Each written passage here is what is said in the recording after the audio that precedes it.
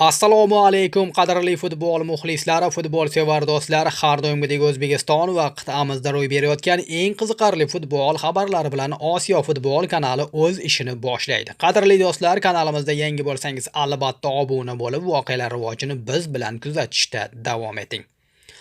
Jahon chempionatiga ilk qadam. O'zbekiston U17 terma jamoasi Osiyo Kubogini g'alaba bilan boshladi. Bugun 3-aprel kuni Saudiya Arabistonida start olgan 17 yoshgacha futbolchilar o'rtasidagi Osiyo Kubogi A guruhi ilk turida O'zbekiston Tailandni 4-1 hisobida mag'lub etdi.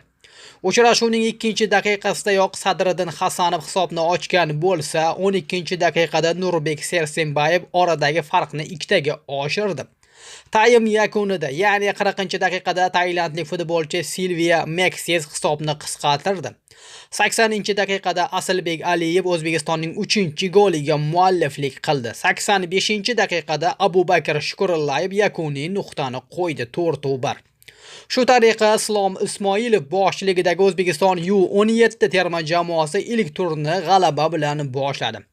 Ma'lumot o'rnida O'zbekiston U17 terma jamoasi navbatdagi turni 6-aprel kuni Xitoyga qarshi o'tkazadi. Ushbu o'yin Toshkent vaqti bilan soat 20:00 da start oladi.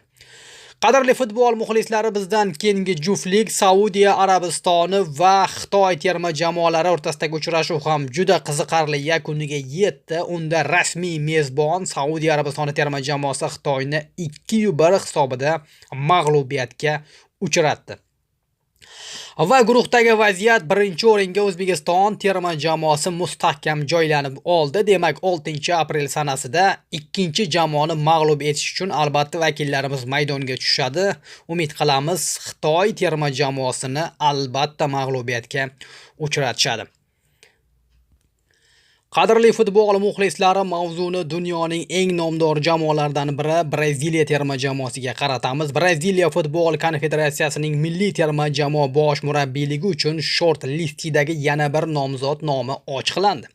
Unga ko'ra, nomzodlar qatorida Manuel Pellegrini nomi ham qayd qilingan. 71 yoshli chililikning Betis jamoasi bilan 2026-yil yozigacha mo'ljallangan shartnoma bor. Ayni damda Braziliya terma jamoasida Pellegrinidan tashqari Carlo Ancelotti, Jorge Jesus, ya'ni Al Hilolda faoliyat olib borayotgan murabbiy hamda Filipe Luis Scolari, ya'ni bunyodkorda ishlagan mutaxassislarning nomzodini Braziliya terma jamoasi bosh murabbiyligiga ko'rishmoqda. Tez kunlar ichida Braziliya terma jamoasi yuqorida sanalgan murabbiylarni bittasini bosh murabbiy etib ko'rsatadi.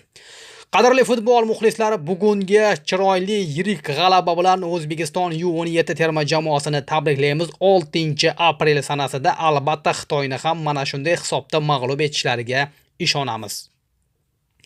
Eng shoshilinch xabarlarni o'tkazib yubormaslik uchun albatta kanalimizga obuna bo'lib qo'ying. Darvoqe bizni Telegram kanallarimizga ham obuna bo'lsangiz, barcha roliklarni tomosha qilib borishingiz mumkin. O'zingizni ehtiyot qiling. Biz yana gaplashamiz. Salomat bo'ling.